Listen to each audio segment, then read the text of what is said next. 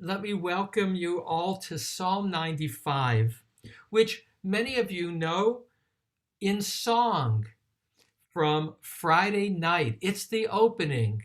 Luchu neranina neranina la Adonai. I'm glad we have Cantor Shula here. Maybe she'll even sing a little bit at the end. She doesn't have to. I'm putting her on the spot only because I'm seeing her and I know I love hearing her. But our psalms are meant to be sung, and Kabbalat Shabbat was meant to be sung. So a little bit about Kabbalat Shabbat, of which Psalm 95 is the opening. Psalm 95 to 99, then Psalm 28, then Lecha Dodi, then the Psalm of Shabbat, Psalm 92, and then Psalm 93, which is normally the Psalm of Friday. What these Psalms have in common, 93 to 99, is they are called royal Psalms, Psalms that extol God as King with a theme of gratitude. They are songs. Here, in the beginning of this particular psalm, let us sing joyfully to Adonai. Let us shofar blast. Others translate as let our songs revel to the rock of our deliverance. So there's this quality of celebration. Kabbalat Shabbat, as an addition to our Friday night, was developed in the school of Moshe Cordovero.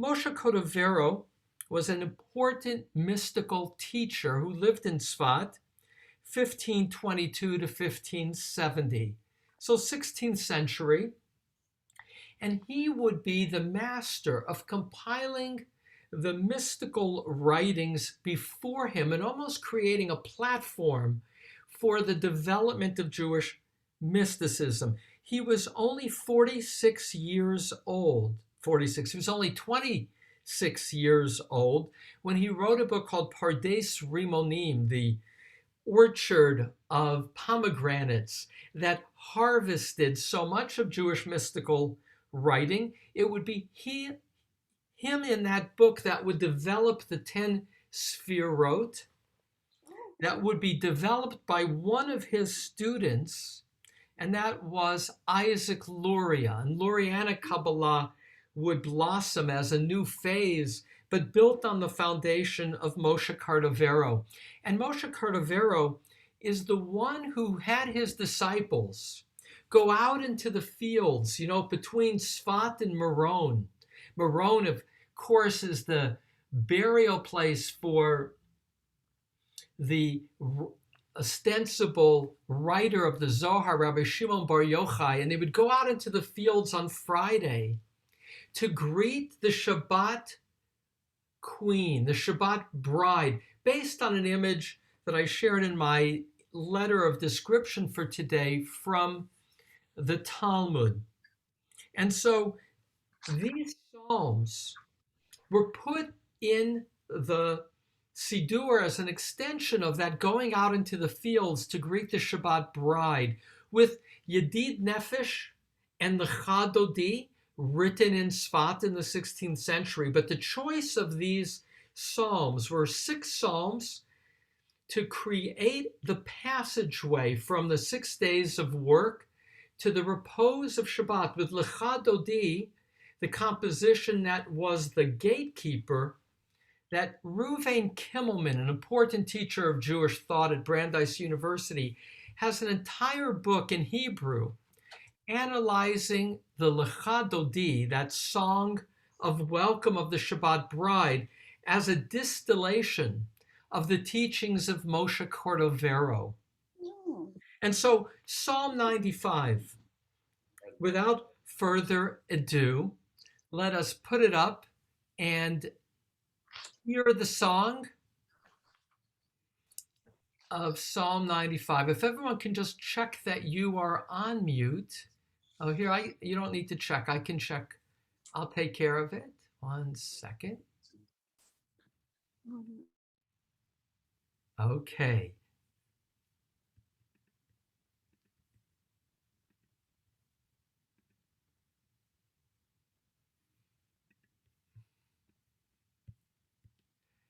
Psalm 95. Let us sing joyfully to Adonai. L'chuna ranana Adonai. Let us shofar blast to the rock of our deliverance. Let us advance before God's presence with thanks. With psalms, let us raise voices to God. For a great El is Adonai, and great King over all gods, in whose hand are the depths of the earth. The heights of the mountains are God's. For the sea is God's, and God made it, and the dry land God's hands formed. Let us bow down and fall to our knees. Let us bend the knee before Adonai, our Maker. For God is our God, and we are the people of God's pasture and the flock of God's hand. Today, if only to God's voice you would listen. Do not harden your heart, as at Meribah, as on the day of Massah in the wilderness, when your ancestors tested me, tried me, though they had seen my deed. 40 years I loathed the generation, and I said, a people of straying hearts are they, and they do not know my ways. So I swore in my anger, they shall never come to my resting place.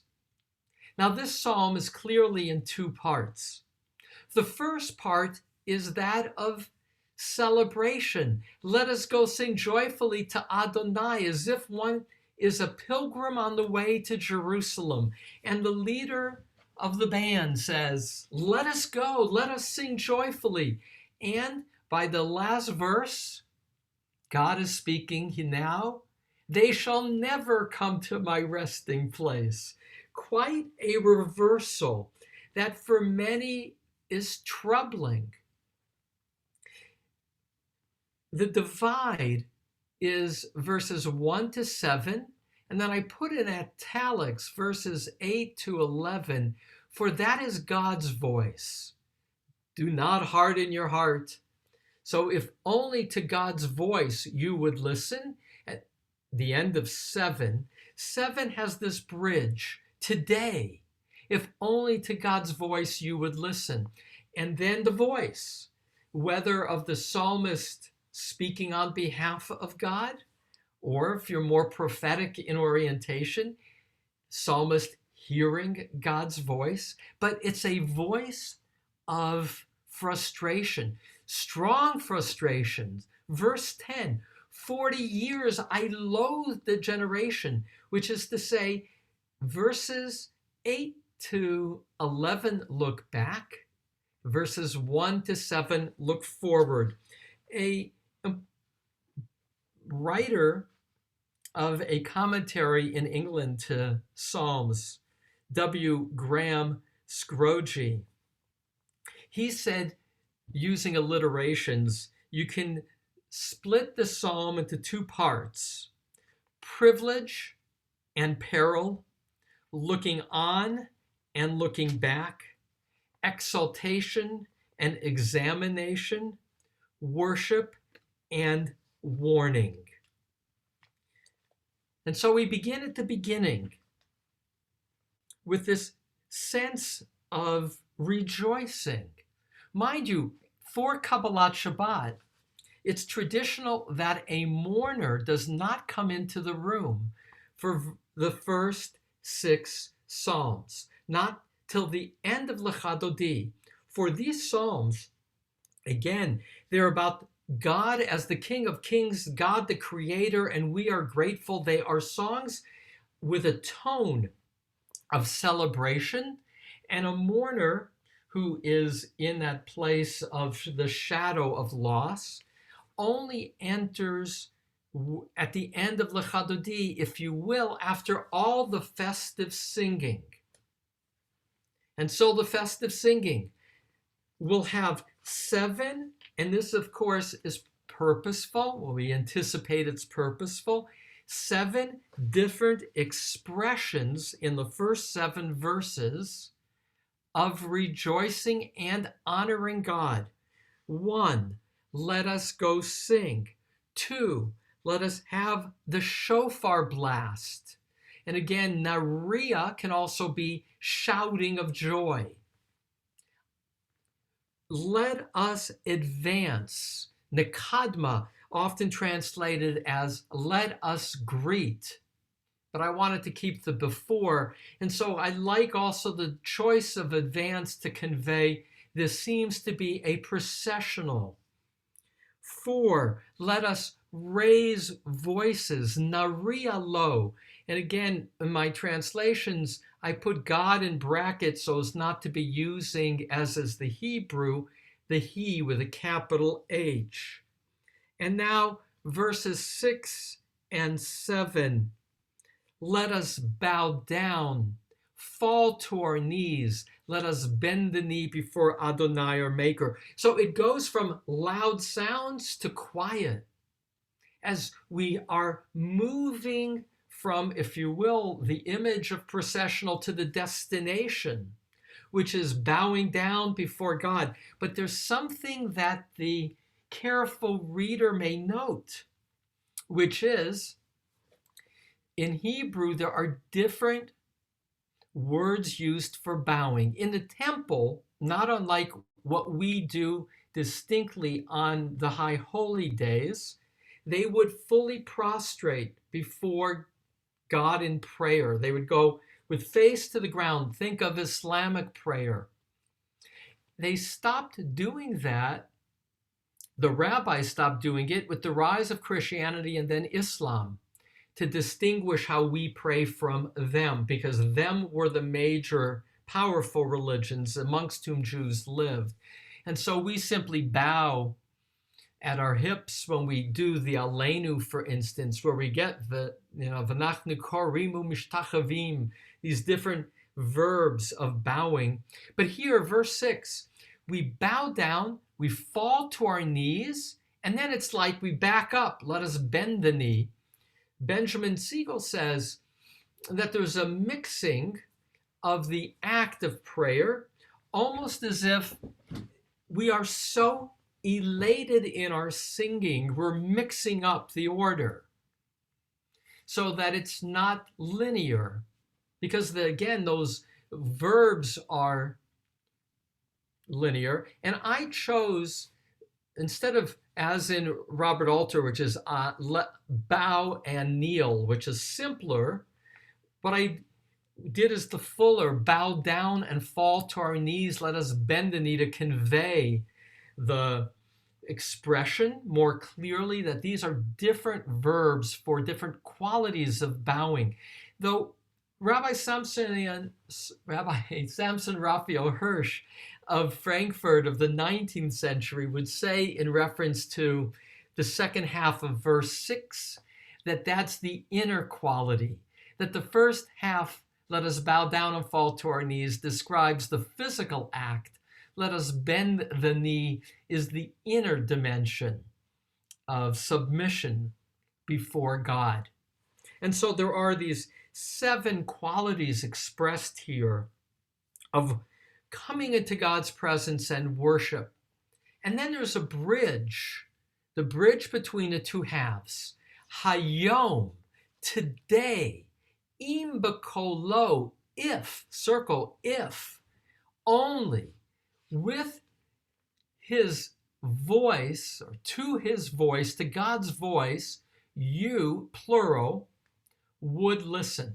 I emphasize you, plural, tishma'u, in that throughout this psalm, it is in the plural. The psalmist is singing on behalf of the community, or if you will, inviting the community to sing along.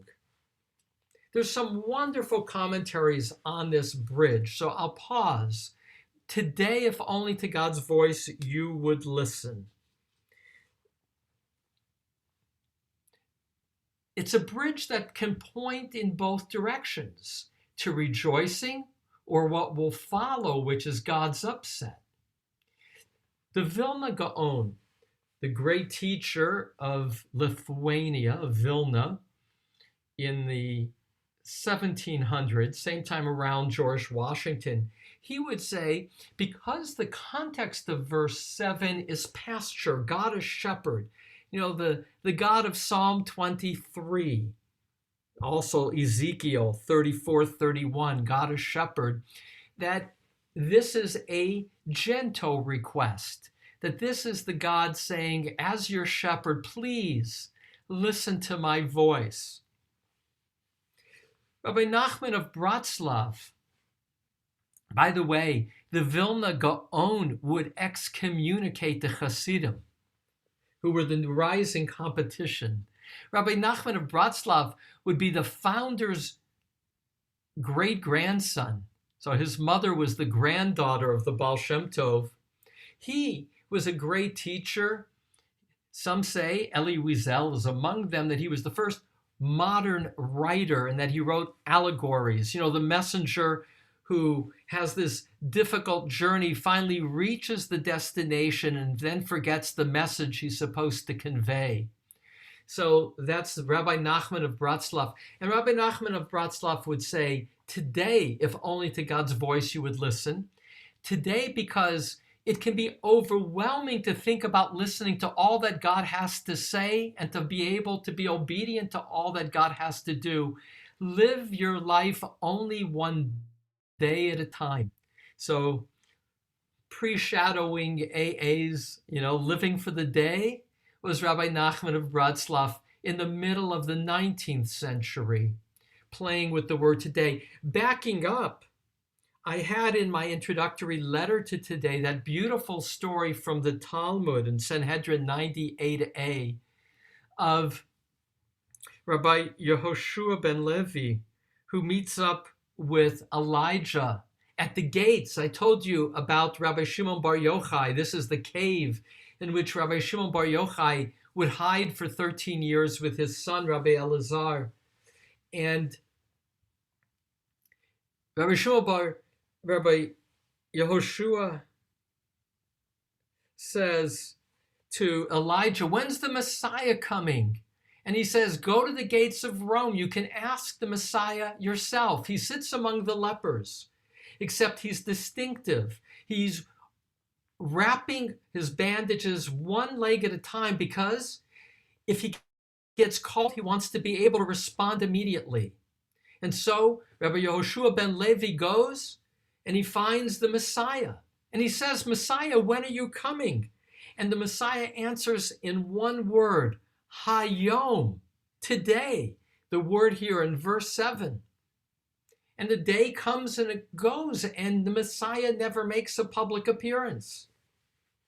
And so Rabbi Yehoshua ben Levi, back in Israel, goes back to Elijah. And he says, Elijah, I don't understand it. The Messiah said, Hayom, today. And Elijah said, well, the today was not literally the day on the calendar. It was the today of Psalm 95. Today, if only to God's voice you would listen. On that day I will come when everybody listens. And the Yerushalmi in Ta'anit, which is the tractate, that's the Talmud of Israel, which is edited about 100 years before the Talmud of Babylonia, roughly 400 instead of 500. Tanit 1:1 will say, again, focusing on Hayom, if all of Israel observed but one Shabbat, the heir of David would arrive. And then it quotes Exodus 16:25, in which, as Moses gives the instructions for the eating of manna, Moses will say, Achalahu hayom, eat of it on this day, ki Shabbat hayom ladonai, for it is the Sabbath, this day, for God. So hayom is used in Exodus 16:25 regarding manna, as it is here to refer to Shabbat. If you only observed one Shabbat, I would come, the Messiah. Now God's voice. Here, God is speaking, upset, looking back. Do not harden your heart as it may be on the day of Massah in the world of in the wilderness. Those are the two places, but they appear twice in the Bible. Numbers 20:13, before that, Exodus 17, in which the people want water. And the first time God says to Moses, hit the rock and the water will come. That's Exodus. He does. Water comes. And Moses will say, but you didn't trust God. You had to have me intervene. And then again in Numbers 20, now toward the end of the march, they're complaining about the lack of water. And God says, just talk to the rock. And instead, Moses hits it twice. And that'll be the end of Moses' opportunity to enter into the promised land. And so that's the place called Masa Umeriva. It's the same name for both of those incidences of the water from the rock. When your ancestors tested me, and here's a word play, Masa means tested, and Nisuni, 8 and 9, Masa and Nisuni, the place where you tested me. And now, 40 years I loathed the generation, and I said, a people of straying hearts are they, and they do not know my ways. Well, here's a conflation, because God's declaration that they will not enter into the promised land, that does not occur at Masa and Merivah. That's not for their complaining about the water. That is Numbers 13 and 14, the story of the spies. So there's the condemnation. So I swore in my anger, they shall never come to my resting place. That swearing, that condemnation, that the generation that went out from Egypt will not enter into the promised land, is not relating to Masa Merivah, but the spies. So it gets conflated. If you will, the 40 years, as in verse 10, are all put together. And as God looks back, God says, those were such awful years for me. The people were constantly rebelling, culminating in my declaration that they won't enter into the land. So I swore in my anger. And again, this notion, this anthropopathic quality, this emotional, human emotion that's given to God, of God being angry, swearing they shall never come to my resting place. And here too, the closing word has multiple possibilities of meaning. Menuchati, linked with nishbati, the swearing. Deuteronomy 12:9, I swore, refers to the land of Israel, that I would give them Eretz Zavad Chalav Udvash, the land flowing with milk and honey. And yet in another place, Numbers 10:33, Menuchati is simply a resting place for where the ark could be laid to rest. In the Talmud, this word menuchati in this context will be interpreted in Sanhedrin 110a to be eternal rest of the world to come, meaning those people in the desert, and there's a whole debate in Sanhedrin 110a whether the people in the desert will inherit the world to come or not. Split on it. And the last way, menuchati, which literally means resting, is not a place but spatially a place, meaning Shabbat. They shall never come to my rest. And that comes back to this being the psalm of approaching Shabbat. Now, in the last few minutes, some closing thoughts. For the rabbis of the Middle Ages, this was a psalm of the Messianic era. This would be a psalm, according to Radak, Rabbi David Kimchi in Sforno, that is a psalm to be sung by future generations in the time of the Messianic wholeness, in which they will recount the difficulty of the past and celebrate a universal harmony. Because God is the creator, and all these psalms of Kabbalat Shabbat, with this poetic language from the depths of the earth in verse 4 to the heights of the mountains, from the sea to the land, so horizontally and vertically, all the gods. God is king over all gods, verse 3. Some understand that to mean over the angels and over natural forces. Others mean it as a statement of God is supreme. Whatever idolatry people may engage in, and Elilim can be here Elohim and Elilim. God is the God over all idols.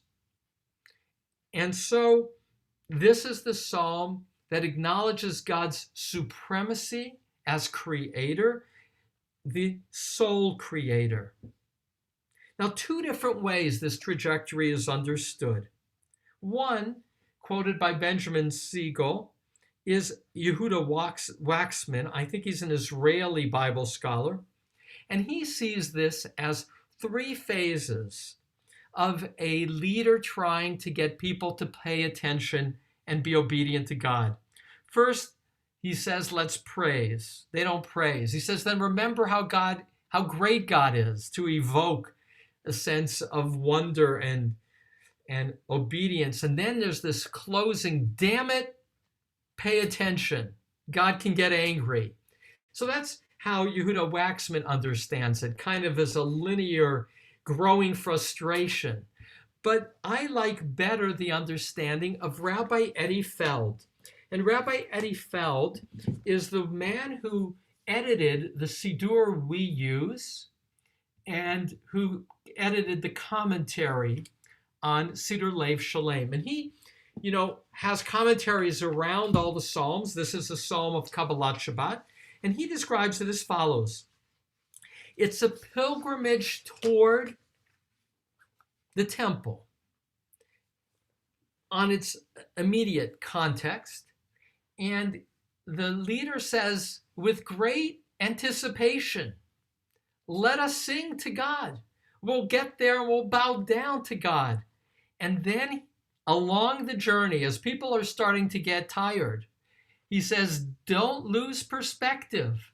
Remember in the desert how they lost perspective and began to complain? Stay focused. We will get there and we will find menuchati, that rest. Unlike them who complained, let us remember our purpose.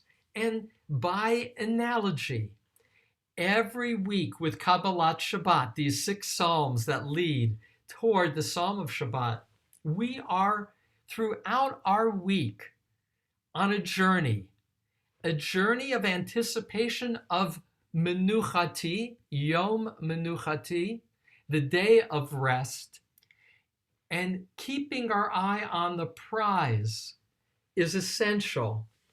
And that enables us to reach our destination and to savor it, to be able to sing joyfully in community before God. And so with that, I will pause. We had different reasons in recent times of not gaining your reactions. We had some singing all last week, which was wonderful. But I wanted to harvest a few of your reactions to Psalm 95 before we return to honoring Lee and Marion and our closing Kaddish. So, Ahuva Ho, Psalm 95, go ahead. I have to unmute. The third part of the psalm does look contradictory. It does look very negative. God remembers what happened during those 40 years in the wilderness. However, I see it as differently. I think that the last 2 verses should be read in a past perfect, meaning that God said that what happened in those days, not now, in those days. However, the psalmists say, you see, this is what happened. And there is an in there, there's a condition there. And it's like the psalmist said, yes, there was a condition, and we stood up and we changed. And now look, we are in the land of Israel. We do have a temple. We do praise God. It has changed. And this is the beauty, I think, of the psalm. Saying, in spite of what had happened, look where we are today. That's beautiful, Ahuva. And I will add with Ahuva's comment that some earlier Bible scholars felt that this was two psalms that got put together. And more recent Bible scholars seem to have discarded that along the lines that Ahuva you described, that this is a journey, and there's the quality at the end of saying, the psalmist, that was then but not now, pointing to a new phase in which the bridge that, im bekolo tishma'u, if you listen, we are listening, and it will be different for us than it was then. So thank you. And it's interesting to see how Bible scholars also have phases of understanding, which is only natural. Canner Shula, tell us which is your favorite part of singing this psalm. Well, first of all, I want to give you a very small comment on vocal stuff. Yes. At my age and stage, I really don't sing in public anymore without knowing in advance, because I need a warm-up. I used to be able to get out of bed and really let it rip. Can't do it anymore. But anyhow, I wanted to make just a little tiny language comment. Sure. About verse 7, which you just mentioned again, where it says, Hayom im bekolot tishma'u. Yeah. If you listen to his voice, that lishmoa bekol is an idiomatic phrase. It's actually an idiom, as you mentioned earlier, just so people understand. It's really not only the passive listening. What lishmoa bekol means is to obey. Yes. That is what those two words. So it's important that people know that they're not only being told, listen to God's voice, because you can listen very nicely and then go about your business, and your business may not always be all that godly. But what lishmoa bekol really means as an idiom is to obey. Just wanted to make that little comment that that's what's really said. Thank you for that emphasis on bekolo tishma'u. Verse 7 before God begins to speak, or as if God is speaking, is not just listening, but simultaneously it's listening that leads to following, obeying. Im tishma'u, if you listen, means if you obey. So that's very important. Thank you, Shula, for that and the context making. One last comment to be able to reflect on this psalm for today. Irene, did you unmute yourself? Go ahead, Irene. Yeah. I hope you don't mind. I don't want to. No, I'm happy. Please. I've recently had to teach that psalm to Christian clergy that wanted someone Jewish, and I was recommended. And I'm afraid to say that they use at least the end of that psalm to prove that we have got no right to Israel. They interpret Menucha not as you have in all different ways. They are using excuses. That's the first. The second, again, I hope you don't mind, Rabbi Eli. No, I'm not please trying to do. be rude. No, I know you're very Hasidic, but I really must defend the Vilna Gaon. The Vilna Gaon didn't have official samicha. He was a genius, and he was very interested in Kabbalah and what we would now call Hasidism. But he was very afraid of what might happen. I've studied what happened with Shabbatai Tzvi, who took up the Kabbalah, and you probably know 90% of Europe joined him. Even Samuel Pepys, in his diary about the fire of London in 1666, says all these very sensible Jews are following this man who's definitely sick. So the point is, in my area, the Bratislavas leave their wives at Rosh Hashanah to go to Uman to worship him. So they've turned a man into a god, and they're causing the COVID. I'm not trying to, No, I hear you. because my daughter lives in Safad and she's very keen on all this stuff. But I have to, Vilna Gaon has recently been compared by a very top Jewish historian who's very superficial in Britain in a very popular book to Hamas, whereas the Baal Shem Tov is like Jesus.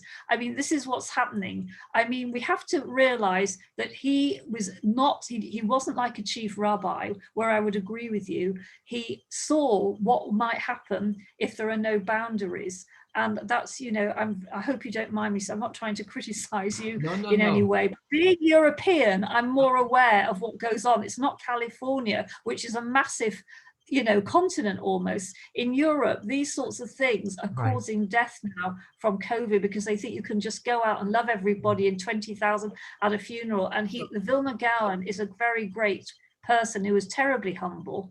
And during the Holocaust, sorry. So let me just pull this together only because of time, Irene. And that's very helpful. Yeah. Again, what I described was the edict of the Vilna Gaon, not the motivation for the Vilna Gaon. I had the privilege to be in Vilna a year and a half ago and to stand next to the great synagogue of the Vilna Gaon, which was the center of the city. And the city has a statue of the Vilna Gaon, because he was a larger-than-life figure, not just for Jews, but for non-Jews. So I'll just say a word to honor your commentary, Irene, which is very helpful to me as well, and that is the Vilna Gaon's commentary here on verse 7.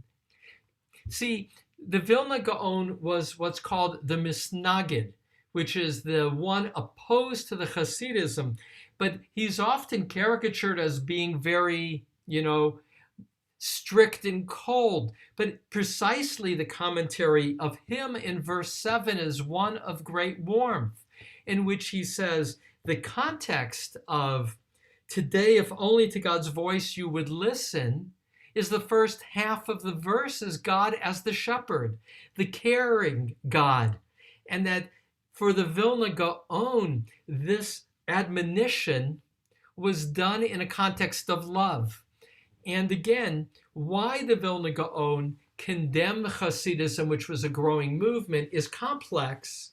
It was political in the sense of about the movement, not about a love of God or of a worldview that was responsible. And the last piece that Irene mentioned, Shabtai Tzvi, the classic biography of him is by Gershom Scholem. It's a very thick biography, who was an important religious figure in the 1600s that led to chaos when this man, so widely believed to be the Messiah who would bring the Jews back under the Ottoman Empire's control, bring them back to Israel, and then with the demand of the caliphate, converted to Islam, lest he be killed, led to people losing faith in Judaism and in God.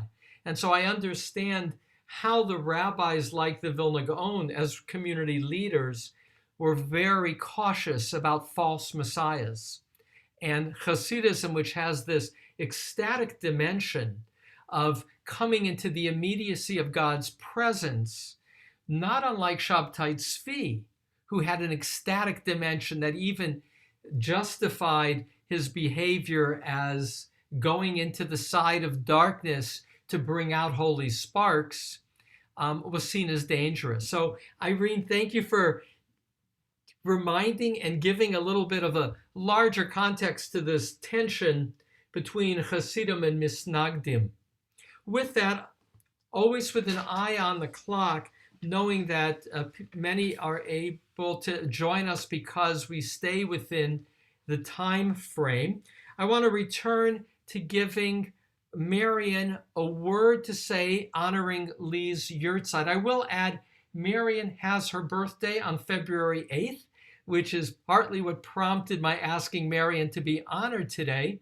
But again, it was last week her husband's second yurtzeit. So Marion, a word in closing.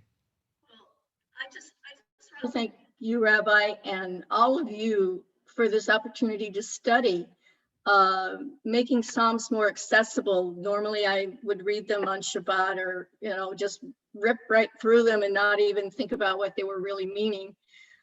You've added poetry, new Hebrew words to my very limited Hebrew vocabulary, and it brightens my day to be here with all of you. And I think it would brighten Lee's too if he were here. Thank you, Marion. It brightens my day to share it with you, and I'm honored to be able to honor you. And on this moment, to help with the leading of Kaddish, honoring Lee Brockett. If there are others who are saying Kaddish for a yurtzeit or in mourning, I invite you to join together. Yitkadal v'yitkadash shemei rabbah Bi'alma divra kirute v'yamlich malchute b'chayechom uvyomechom uvchaye dechol beit Yisrael ba'agalau v'zman kari v'imru amen.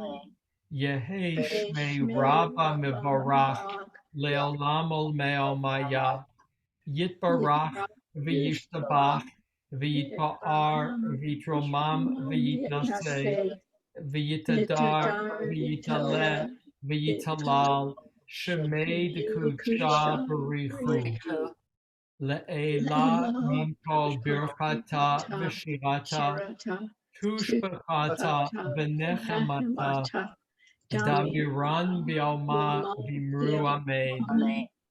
Yehi Shlama Rabba Min Shemaya V'chayit Aleinu V'al Kol Yisrael V'imru Amen.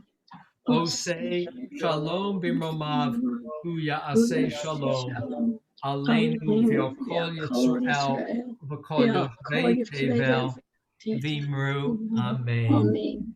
Thank you each for participating. Tomorrow is the second of the Kabbalat Shabbat Psalms. Again, there are 6. Today was identified with Sunday. Tomorrow, Psalm 96 will be identified with Monday.